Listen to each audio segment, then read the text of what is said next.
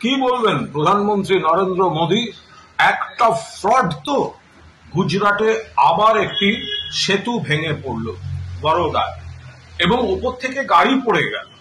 সেখানে মৃতের সংখ্যা 10 অতিক্রম করেছে।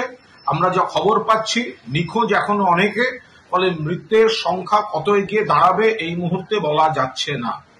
কিছুকাল আগেই মরবি ব্রিজ আপনারা দেখেছেন, 200-র বেশি হতাহত গুজরাট।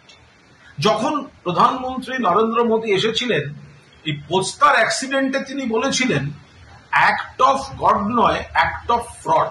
তাহলে গুজরাটে নরেন্দ্র মোদী অমিত শাহ রাজ্যে যখন সেতু ভেঙে পড়ছে, হবে তো অ্যাক্ট অফ ফ্রড।